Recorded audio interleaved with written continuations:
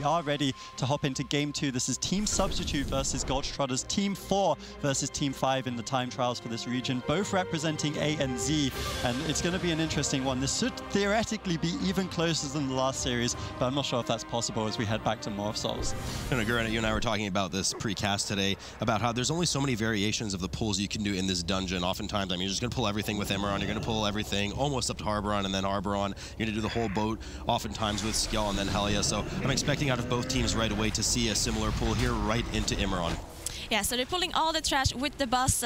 Some of the trash actually could be skipped if you don't pull the bus right away, but it's a lot faster, and it also gives you a lot more resets. Especially, oh, we see one death here right away from Team Gulch, and they got the rest up immediately though, so they shouldn't fall too far behind. That's 5 seconds already on the board for them, but it is worth noting, you know, I was actually just about to say it once you were done talking, that, you know, I really liked how they kind of pre-bought Death coming over for Team Substitute as well, Team Substitute in the meantime as well. But, you know, I did like how they pre-bopped their Monk over on Gulch Trotter's side, because there's a lot of splash residual damage that goes out onto the melee, as you pointed out earlier before this match, how dangerous it is to carry extra melee. But unfortunately, he just stood in the Swordleys for the fire, which of course Blessing of Protection does not save you from. Nonetheless, both teams have now stabilized, and Imran already sub 50% for Gulch Trotters, whilst in the meantime, Team Substitute still working to get to that 50% mark. Yeah, especially Maw of Souls, a very dangerous dungeon for double melee. There's a lot of cleave going on, a lot of things going on. We see the Moonkin, unfortunately, on Gulch Trotters, not pulling too much DPS, but he's up there. He's close to the Windwalker, and as we all know, Windwalker can pull insane amounts of damage, so he's doing well so far. You know, and we saw in the last map too, I mean, that AoE saw as the solar beam that comes down from the boom can really be useful in some of the later maps, and even in the trash after Harboron with a lot of the interrupts that need to be done, so I'm sure there will be a nice advantage for them there. Gulch Trotter is absolutely destroying Imran on damage right now. I mean, Team Substitute is just really falling behind on that single target. Yeah, it's also interesting to note that none of the teams so far had a rogue. Rogues are very, very good at pulling that single target damage, while the other two classes come and do the whole AoE damage. So the single target damage is a little bit lower without the rogue, but Gulch Trotters are advancing already to the boat, and Team Substitute, Team Substitute is on their way too. Gulch Trotter, of course, blow the Horn of Gondor. In the meantime, we do see the Blood DK here using that Sky Step, rounding up this dangerous pull that we always, you know, try to point out. There is a lot of splash damage, including quaking, going on in a very confined space. They actually pull the dogs on top of it too, so this is a really big pull going on right now. Tons of area denial coming up, of course, from a lot of those Swift Blades as well. We have the Defiant Strikes going out. We have a lot of the Mutt going out. We have the barrels going out. We have, I mean, we have the quaking going out too, so these players are really restricted in terms of their space, and one slip up is going to cause a wipe here. Yeah, we can see insane damage coming out of the Monk here from Team Gulch Trotters. Sometimes teams do different pulls in the boat here. In total, in the whole dungeon in Maw of Souls, we saw some teams only doing 3 or 4 big pulls. We see the Monk actually dropping really, really low on this pull here. Gulch Trotters stabilizing now, and they're slowly kiting around the area. Now, if one of them does happen to fall here, they can release right here at the cages. There's a checkpoint right there, but, you know, best off not to be in that scenario. The Mariners, we can see in the background there, is starting to now patrol away from this area. We'll likely see both of these teams doing that typical pull where they grab the Giant plus the Mariner, pull it off to the side so the rest of the group can safely go up to the top, because the Mariner is an absolute nightmare to deal with in the meantime. Here we do indeed see that Sky Step come out of the Blood DK as they safely move it over to the side so that the remaining 4 members can appreciate the sacrifice, of course, and run upstairs and pop a res on that DK. Yeah, neither team has a hunter to do the skip or a rogue to do the skip, so they actually have to sacrifice their tank, which does cost a little bit of time, because obviously you need to wait for this mass rest to come through. Also, you need to see they need to wait for the quaking that interrupts the mass rest, so they're a little bit slower here. Oh, we do have a few deaths come over from Team Substitute in the meantime. I think they've managed to actually did a different skip. The skip, yeah, it was a bit sloppier though. I mean, they certainly didn't need to lose 2 members from that. Nonetheless, they do get the reses going now, and we'll pull the same 2 champion pack. In the meantime, Gulch Trotters now pulling up all the way to Harboron's room. In just a moment, they'll be pulling Harboron. But, you know, this is kind of dangerous. We have seen this fail in the China week, because now they have to keep an eye on both of the champions for interrupts. They have to keep an eye on the servitor that Harboron spawns for that interrupt as well. And any slip up there is going to cause a wipe in this scenario. Yeah, it's also a lot of damage on the tank, and as you said, a lot of interrupts, especially for Team Substitute, as they have 2 range DPS. And as we all know, range DPS have a longer cooldown on their interrupts as melee do. So they might have 1 cast going through, and that means pretty much wipe. Pretty much a wipe. First servitor indeed spawns over for Team Substitute right now. Substitute name has been changed to Substitute at the bottom to avoid any confusion when we're talking about the teams, of course, for those at home. The champions being well handled on both sides in the meantime. Mage dropping quite low in the meantime. Does pop that Ice Block at 2% or so health. Luckily manages to hang on. They do finish off all of the mobs. Some of the champions remaining still, but they're DPSing them down. Gulch Trotters, of course, dealing with their last remaining champion and doing well to stabilize and DPS Harboron. Again, more than 10% ahead of Team Substitute. We can see here the Team Gulch Trotters, the Moonkin is actually doing a lot of damage. Who would have thought? I don't know. Go tell someone else. I don't care. No, I'm just kidding. So we do have a 45 Quaking and Bursting, as we can see.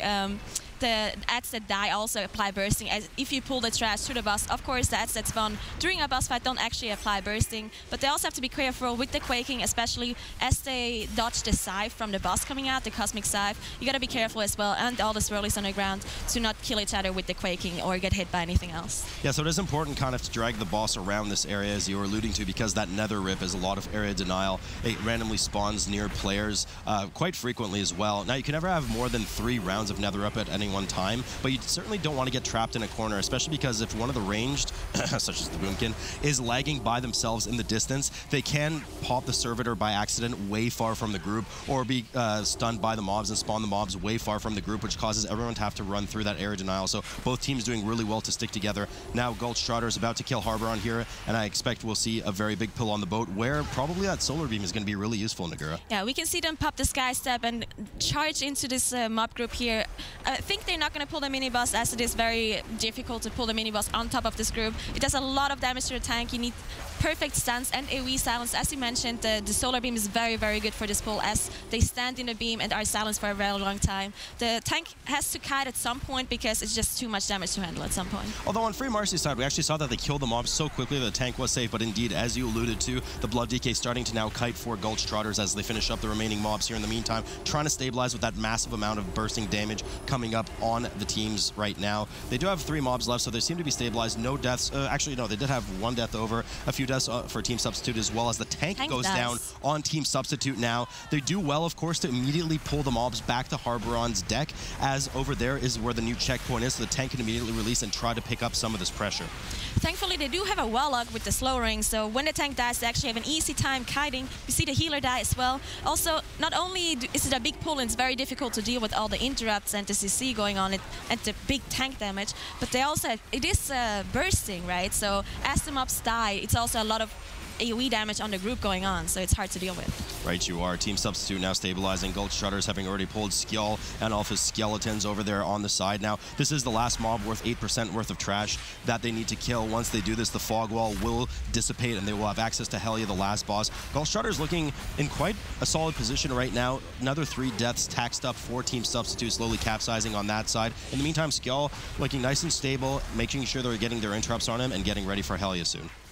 Yeah, so we can see both teams actually saved their Bloodlust for this pull here, as they didn't use it at the start, because the match that we saw beforehand, both teams used it at the start and then they had it ready again for the very, very end of Helya fight, but both teams here are saving it for the big pull. Yeah, so perhaps they're opting that their overall time in Maw for will be maybe sub 10 minutes, sub 11 minutes, so that they wouldn't have access to both of those heroisms, or Bloodlust in this case. We'll have to see how their time ends up in the end. Helya now just spawning for Gulch Trotters, after soon they will pull her first phase, where they will need to kill a combination of any 6 tentacles that spawn on the ship. They always start with 1 Destructor in the middle and 2 graspings, which is prime time cleave, and this is actually probably a really good phase for Boomkin. Yeah, Moonkin very, very good here at this phase. It also depends a little bit on the RNG that happens here with the Distractor Tentacle, as the second and the third can be random spawn. If it spawns in the front where the very first one is, then it's very, very good for a lot of classes, as they can cleave on like 2 or even 3 tentacles at the same time. But we see they're actually doing really well so far, and they did get the Distractor in the back, unfortunately. They do head over and DPS it, but you know, the Boomkin having a field day right now, able to kind of multi-dot everything and keep an eye, doing well to move left and right on the ship accordingly, making sure that they don't get hit by Helya's evil spray of doom. In the meantime, also Dispel's going down properly, avoiding all the swirlies. Now, once they do complete the 6 tentacles, which they will shortly here in just a moment, I believe these are the last 2 graspings that they need, they will enter the second phase. We'll have a quick role-playing or RP session where Helya will kind of shatter the front of the ship and will have access to the second phase for 1 minute at a time, and then Helya will will submerge for 20 seconds after that minute. Teams usually in this phase will look to pump out as much DPS as possible to try and kill her before she submerges, is to not waste that 20 seconds. But Nagura, that's going to be really hard to do without Bloodlust on either side. Yeah, definitely going to be very hard to do, and their single target damage might not be that great, as I believe at least the Moon can use his cooldowns in the very first phase, so the damage in the second phase is going to be a lot lower. What tells you that? is it that they're double the damage of the Windwalker at the moment? We also have 2 Holy Paladins. What a surprise, also 2 Blood Decays. We haven't seen that one before. But they can do quite a bit of damage in the last phase if they have their wings ready. As we can see the Paladin here with his wings just hitting the bus. Yeah, Blood Decay is likely running, of course, the Shoulders and Bracers combo for some of that max single target damage, or likely they could be running Cephas as well and try to get in on that interrupt rotation for Helia. That does require a 2-man interrupt rotation if we're including melee and tanks, as they have that lower 15-second CD on their interrupt. Doing well to interrupt here, and of course they have to avoid the 1/3 of the ship that she covers with her breath during this first phase. Otherwise, it's just a race to see which player can get Helia down to around 70.5%. That's when she will actually end the fight. Yeah, so we see Team Substitute is actually quite a bit behind now. Not only are they behind in the boss fight, they also have 8 deaths, so 30 seconds behind in total. It's probably needs to be a wipe at the Gulch Trotters to lose this game at this point. Yeah, I mean, there's also that 6-death differential indeed. Yes, Team Substitute right now looking like just like the ship as a nervous wreck indeed. Helia doing her breath along the middle of the ship there. I don't think, as we alluded to earlier, that they're going to get that one phase. She does look like she'll be going down. Indeed, she does. She submerges there. The players will just kind of have to avoid the tentacles and swirlies for the next 20 seconds. Once she re-emerges, they will have access to her and be able to kill her again for another minute. Yeah, so if Substitute manages to one-phase Helia, which I don't think they will, but you never know, they might be able to catch up, but it's going to be very, very close. That death differential is just kind of 30 seconds is a huge amount of time. That's beyond the amount of time that she submerges. So I think Gulch Trotters are going to have this one tied in the bag, and indeed they're rearing up to finish off Helia and take this series in a dominating 1-0 start. Yep, Gulch Trotters trotting on in that first one. Good victory for them. And I do want to commend the observers for trying to find Helia's good side. But unfortunately, she seems equally menacing from every angle. So not quite enough there, but enough for Gulch Trotters to take her down. And once again, a convincing victory for them. Only a couple of deaths on the board. And hey, the Moonkin won. Yep. Well, the Moonkin actually did really well. We saw the Moonkin do a lot of damage, especially in that last fight. Also in Harbor Run. Maw of Souls is probably one of the best dungeons for Moonkins because the cooldowns just work out perfectly for them. It is a 3-minute cooldown, which is usually the one thing that makes Moonkin not so good compared to other classes because it's just such a long time, while other classes only have like 1 or 2 minutes. So yeah, it works out for them. Just one thing, that doesn't make them so good. As it were. I mean, I just want to clarify for those at home that whilst, for those of you who don't know, I mean, I imagine that most of you do, that Jack is a disciplined priest. You may have realized that Nagura is a Moonkin. So we do like to throw these things over. As you can see, Sloot's beautiful face on the desk right now, his reaction. He's like a jack of all trades, plays all the tanks. We don't get to talk about them too much. Had a Demon Hunter in the last one. That's the most exciting thing I've seen so far in a forest of blood DKs, unfortunately. Just so advantageous with that AoE group. I mean, it's hard to argue. Yeah, no, it definitely makes sense. These teams, I mean, they are the best in the world, right? So they are going to have those min-maxing strategies and where the class has the advantage. So that's why it's interesting to see these different healers and DPS coming out especially. But hey, game 1 goes to Gulch Trotters. They take the Maw of Souls for the first time. Now, of course, map choice and the affix, the third one will head over to Team Substitute to get that advantage. And I mean, again, pretty close series. Both the teams on the final boss at the same time, Sloot. You know, close relatively, but I think that's just by virtue of the fact that this is a short map and there's a limited amount of pulls that you can really do. But this wasn't as close of a first game as we saw in the previous series. I mean, a lot of sloppiness, unfortunately, coming out from Team Substitute. 8 deaths on the board by the end of it, needing to, go defensive on that pull with Skjall and everything, and they just started falling behind well ahead of time, whereas BTS's falling point in the last series was just that one pull. They just took a bit too long defensively as well, but they didn't have as many deaths leading up to it, so hopefully Team Substitute can kind of get them recompose, get themselves together and clean up some of the sloppiness on that run. Yeah, they're going to have to rally something as we do go into game 2. We are ready, of course, to let the teams have a little bit of time so they can decide that. Team Substitute definitely behind at this point as the Gulch Trotters take map 1 on Maw of Souls. They'll have to come up with a substitute map for this next one. They'll get the affix choice as well. This is, of course, the second regional weekend. We saw China. I think if you're Skyline D, you are quaking in your boots just a little bit. We've seen some fantastic stuff already coming out of Australia and Korea. We'll be back after this with the next series.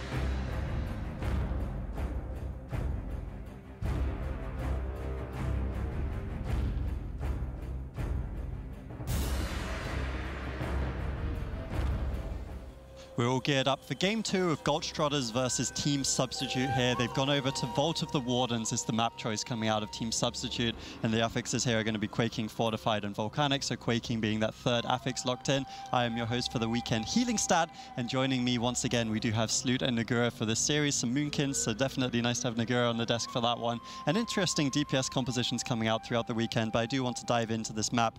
Quaking and Vault of the Wardens being the choice coming out of Team Substitute. Do you think there's any particular advantages for their composition on this map, Nagura?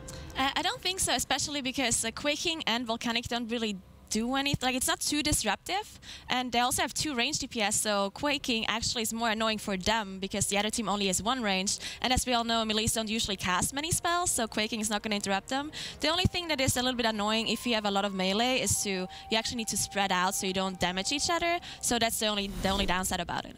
Yeah, and we can see the map choice confirmed here. Vault of the Wardens is locked in. This is our first map pool since at the start of the day. We make it a little bit easier for the teams, which means it's going to be plus 22. Still too difficult for me, I have to say, but for the other people on the desk, they're probably like laughing at this, seeing this. Is this something you do like on I would never laugh. I would never laugh at you, Adrian. Thank you. Ever. But that's, my job is to laugh at you, right? Because that's where the jokes come in. Yes. But anyways, of course, we are going to be... there we go, he is laughing at me after all. But we are going to be hopping into Game 2 momentarily. Gulch Trotters up 1 in this one, and they're, of course, looking to go up against Free Marcy. Winner of this series will be advancing to meet the #1 seed. But what do we want to see from Team Substitute on their map choice, Sloot, so they can win? I mean, Vault of the Warden's obviously slightly longer map than More of Souls. Yeah, slightly longer, and a lot of that trash, a lot of the danger in the dungeon for the trash is really front-loaded. I think you complete about 50-51% in that area, unless they opt to skip it, of course, leading up to that first boss. So a lot of it's really going to come down to how big the pool is at the start of the dungeon, how much they opt to do, how well they executed, of course. You know, they did have a bit of sloppy play coming up in that last map. 8 deaths on the board, so they're really going to need to tighten up a lot of those deaths. Yeah, but I always used to like it when Wardens was one of my daily boxes, but in this instance, perhaps a little bit harder. Definitely got to be keeping your guard up if you're Team Substitute here, as we do ready to go into game #2 of this series. Team Substitute down 1, need to win this to stay in the series, but not in the tournament. Of course, we're at double elimination, but Gulch Trotters looking very strong in map 1. We'll have to see if they can keep it up on the map choice from Team Substitute. Well, as I said earlier, Nagura, we do have a lot of dangerous trash here, but again, you know, something that your Boomkin's Beam can handle really well. I mean, there are a lot of dangerous casters in this early pack, but the most dangerous of all of this trash coming up is actually Glavion, of course, the mini boss style mob coming up, which they do pull right away into the corner. You have to watch out really carefully for that, especially in a fortified setting. She does a ton of damage to the tank. Yeah, we actually see both teams doing pretty similar pulls here. We saw in the China region last weekend that they actually had an insane pull, and we see both the teams actually popping Leblalas here and trying to get everything done. No, actually, Gulch Trotters, does not pop it. Yeah, that's what I was trying to get your attention on there. Team Substitute does opt to use that Bloodlust. Gulch Trotters does not, so they will have that available to them later on. Glavion, of course, now going down on health, almost down for Gulch Trotters. We do have a, I thought we had a death, almost a death, actually. Cauterize. We have the Cauterize proc for the mage. Won't have that available for a while, of course. That is the Fire Mage's cheat death-like ability that saves them for, well, getting that 5 seconds up on the board. Cleaning up the rest of the trash. Team Substitute making way to lead up to the remaining half of the trash of the first boss. There's a lot of trash leading up to the first boss, and unfortunately a death coming out of the Windwalker Monk now on Team Substitute.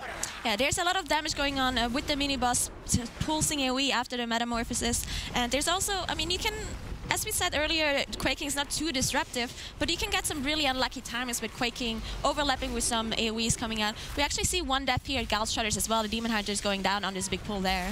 So the Gulch Trotters actually opt to use their battle res there for this big pull. I think wise to do so as well, because they just got everything into place as the Demon Hunter dies. Unfortunately, the Monk goes down as well. Will need to release, don't have that battle res available to them. Team Substitute now doing a slightly slower pull. They're actually looking, yeah, they actually skipped the 5-pack on the side there. They're dealing with the smallies, and it will eventually do a similarly large pull to the Gulch Trotters right now, who are just opting to chew through. Unfortunately, they don't get the interrupt cast on the Fell Rage, which does a ton of damage to the group, and will likely end up in a white unless this tank can stay alive, but tons of deaths coming in for Gulch Trotters. Yeah, so they actually pulled this pack that we saw. A lot of teams last weekend, they actually decided to skip this pack, as it is a very, very difficult pack, and it is fortified coming in, so a lot of casts going out, a lot of interrupts that need to be done. If you don't interrupt something, then as you wipe, as we can see here. Where was the Moonkin on that one?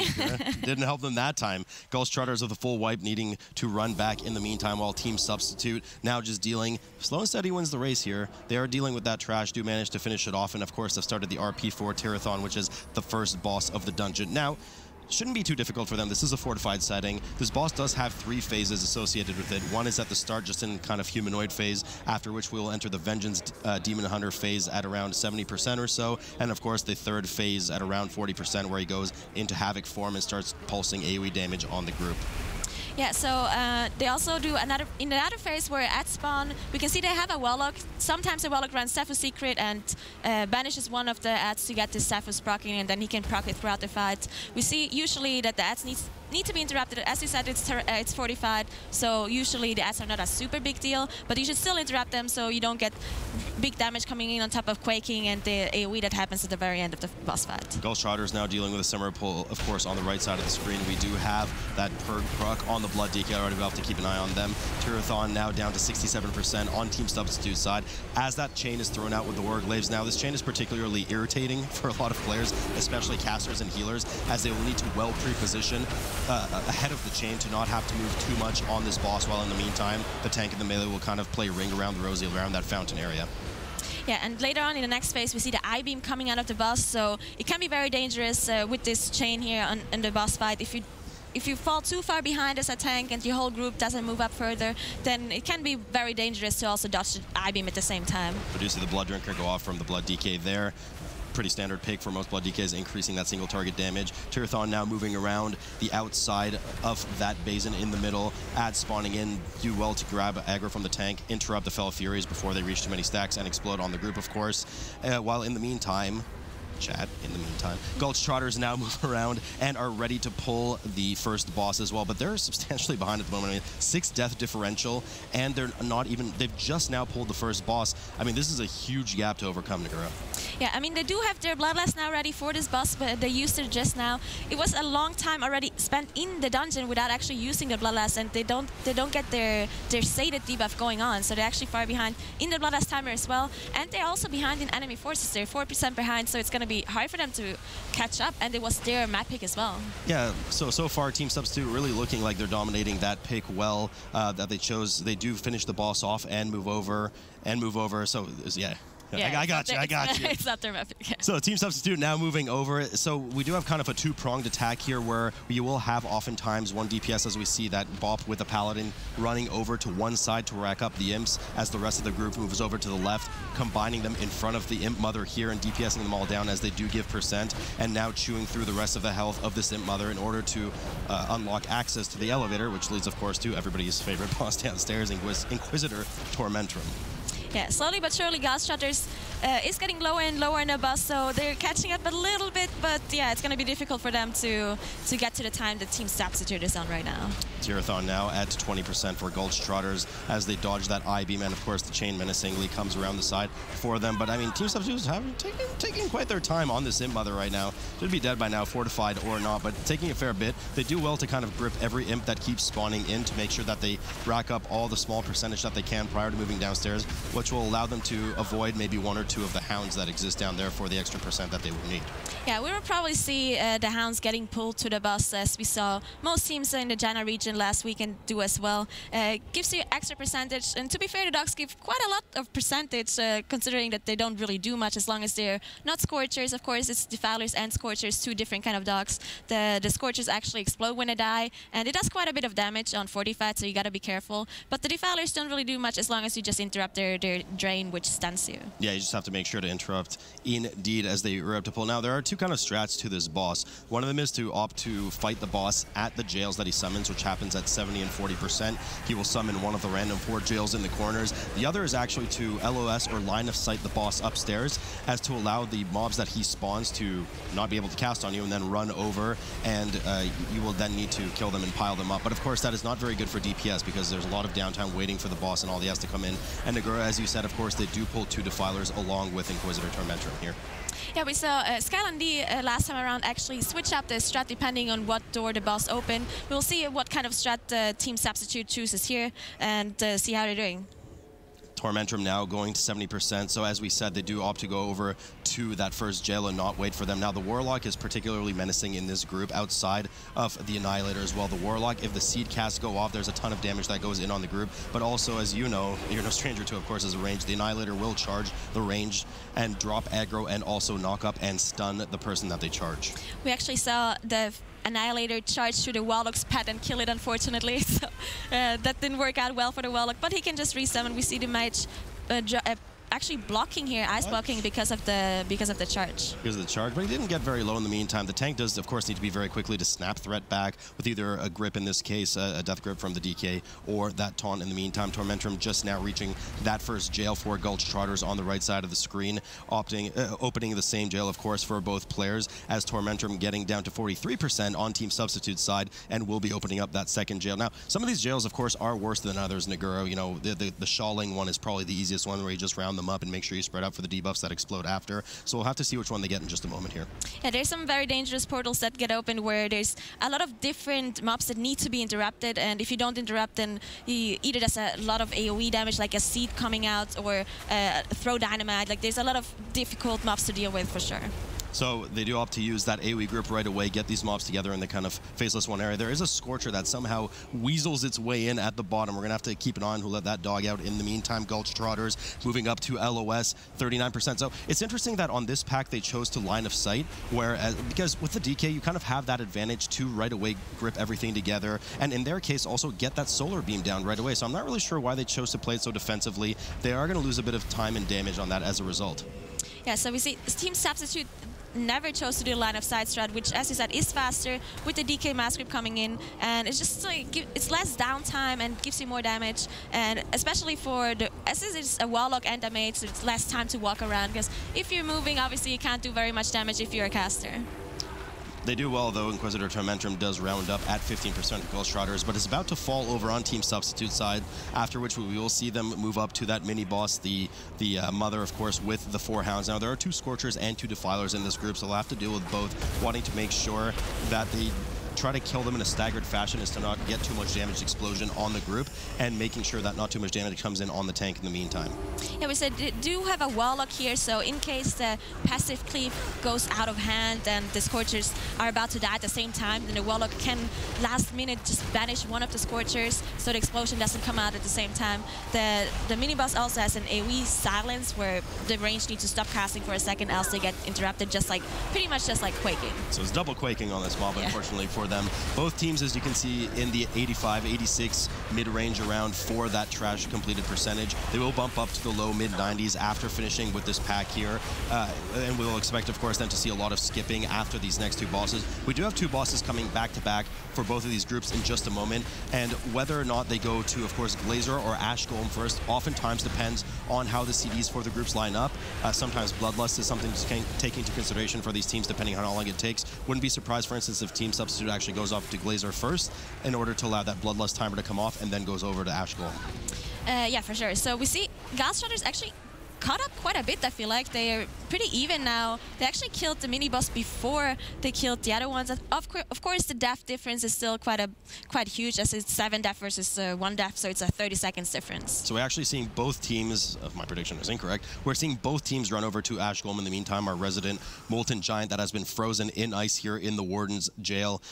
Notable on this fight, of course, is the most notable mechanic, rather, is, of course, the brittle phase in the meantime, where they will have to freeze the Giant with the statues and get a 20-second DPS uptime for 20% increased damage taken on the Giant.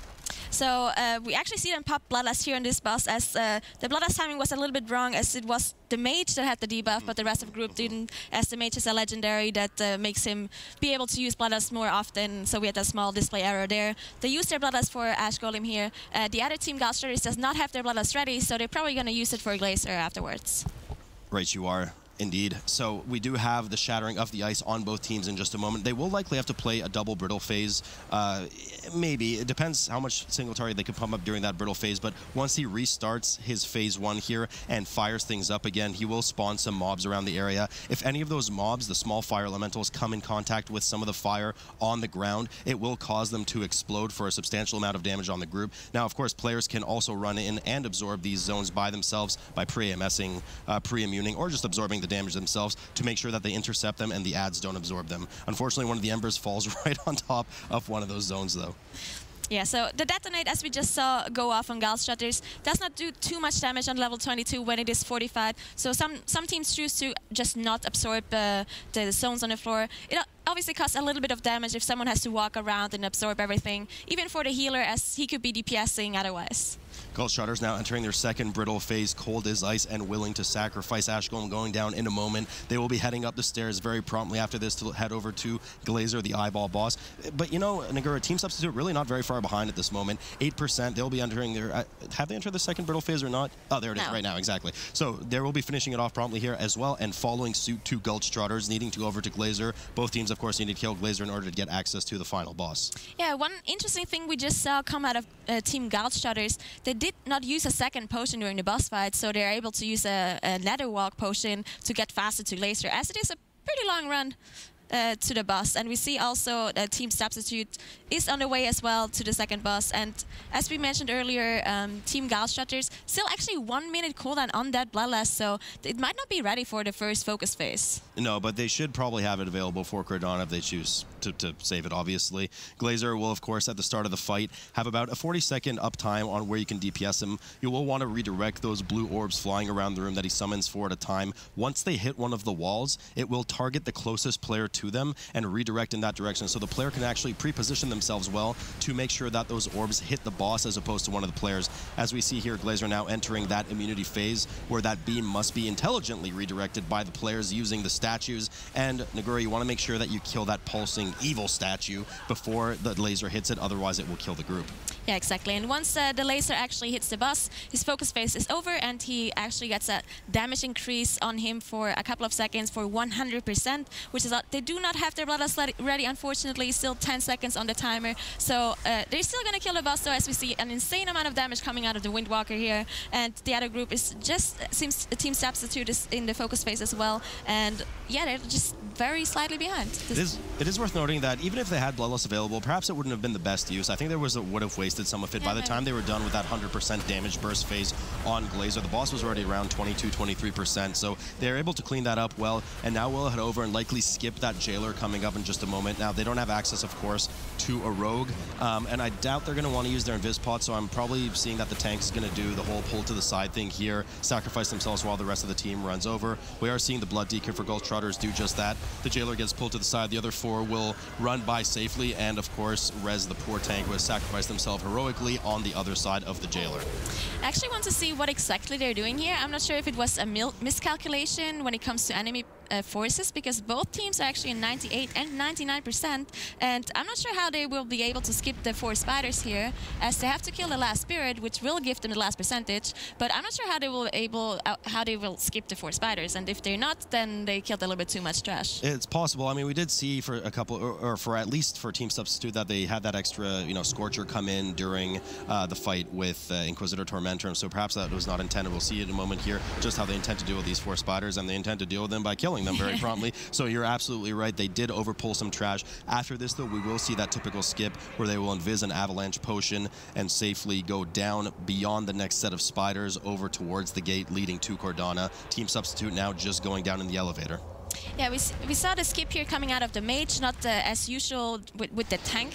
I'm not... Oh, okay, so we saw the tank actually get dressed weirdly or fell through the elevator and died, unfortunately. So their pull is going to be slightly delayed as they have to wait for the tank to be rest up and actually get the light. I don't know why no one else is getting the light for the tank here. I feel like that would be a little bit of a time save. That is unfortunately a tank-only job as Pwned... Oh, the quaking. As Pwned... Oh no, the quaking interrupts them as well. Pwned unfortunately falling in love with the elevator a bit too heavily and falling to his death in the meantime. They do have to actually get the failure detection pilot on him. He does res. They do grab the light in the meantime. Takes a quick eat before they pull the final 4 spiders. Gulch Trotters over on the right side has now pulled that final spirit along with the Broodmother, which you just effectively cleave them down anyways. Your invis runs out by the time you get to the Broodmother either way. The door has opened, and we'll expect one of the players to likely run over to Cordana, start that RP as the other players finish up the last mob. Yeah, this is actually going to be really close because we have a pretty big death difference. It's 3 deaths for Team Substitute to 8 deaths from Team Gulch Trotters. So it is a 25 seconds difference.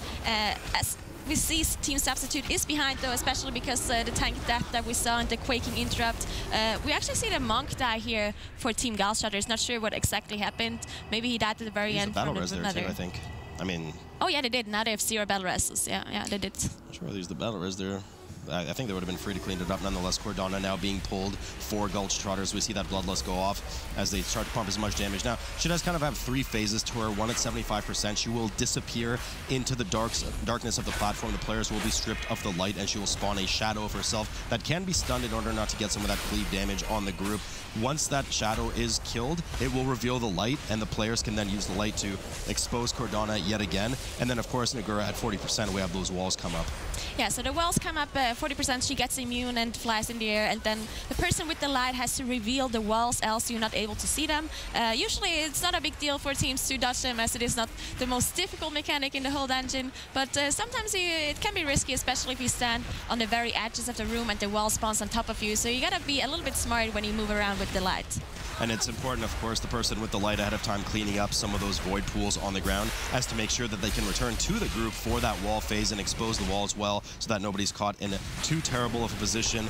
Cordana now reaching that 40% mark. She will be immune for 40 seconds while the players find the gaps in the wall, running over as a group in the meantime. Looks like they're overcommitting to that first wall. Oftentimes, players like to actually hover in the middle of one of the sides after they see the first gap come so they can go through the second wall right away. Nonetheless, it doesn't really matter in the meantime. As long as you avoid the wall properly, the Cordana can't be damaged anyway. So as long as no players die, this should be good to go. One thing to note is that they actually used their Bloodlust on the pull of the boss. A lot of teams save their Bloodlust for the second phase when the walls are over, because she does disappear at the very start and the ad spawns, and it's a little bit of downtime. So most teams opt to use the Bloodlust in the second phase, but not Team Gulch Trotters. Now we're going to have a really hairy situation here at the end. Of course, I don't know much about that, but we will have a situation here where there will be a 30-second timer as soon as Cordana dies. 2 deaths coming up. Luckily, they do have 2 battle reses, but 2 deaths coming up for Team Substitute right now. We'll have to get those reses up. As I say that, of course, the 2 deaths happen. Now it will be a 20-second timer where Team Substitute will have only 20 seconds to make up and kill Cordana from the moment Cordana falls for Gulch Trotters in order to take this map. So it's going to be pretty close, and those 2 deaths certainly didn't help. Yeah, so it's still pretty far behind in percentage as well, 61%, while the other team, Gulch Trotters, is actually about to kill the boss just now. So it's going to be almost impossible for them to catch up at this point. It's actually literally impossible, because that transition phase is 40 seconds long. So it looks like we are going to have a 2-0 sweep from Gulch Trotters. Comeback in that instance. The first boss was taken down over a minute faster by, Team Substitute, right? They even had a full wipe on Gulch Trotters in the start of that one. We said the front end of the instance is going to be the hard part, but they just had such a phenomenal, they had really high DPS, they had a phenomenal run from there, and they were able to pull it back, Nagura. Yeah, it was at the very start, as we saw this wipe come out of them, it looked really bad for them as the other team was so much faster, but I don't know, they just somehow managed to do a really clean run from there. They did not tilt, they did not get in a bad space, and they managed to pull themselves together and do a clean run, and work for them. Yeah, it really did work out for them. And one thing, we don't have Jack on the desk right now, but one thing I do want to highlight is that both these Holy Paladins, and therefore all the Holy Paladins we've seen out of ANZ thus far, not out of Korea, but out of the 3 ANZ teams, have just been doing so much damage on these bosses. They really have been emphasizing that kind of extra little... It's not the most significant thing, but it definitely does add up when you're racing at this level. Yeah, this is where a lot of that melodious synergy comes in with the Blood DK and trusting your players and showing that you're really practiced. The Blood DK can add some support with those to those teams, of course, with consumption, leech 15 second, up every 45 seconds. The tank can take care of themselves, so the healer really needs to trust and also judge well in that situation when it's okay to DPS. And, as we saw in the previous series, Jack called that out as well. As Zeros did get caught out on Shade of Xavia's, but performed really well on the next map. So as long as the healers are trusting of the group and of the tank and know when it's right to heal and do damage, then they can, especially Holy Paladins can get a ton of damage out, and it really shows in the timers for these teams. Yeah, we're seeing some pretty standard compositions coming out here. I'm very interested to see that, quite often we're seeing the Windwalker monks, we're seeing these Havoc Demon Hunters, which are the 2 things we talked about a little bit last weekend, but especially these 3rd DPSs, we've seen now a Fire Mage, we've seen a couple of Affliction Warlocks, a Moonkin, actually 2 Moonkins as well. It's been interesting to see how they're bringing out these range DPS. It's been very different per team.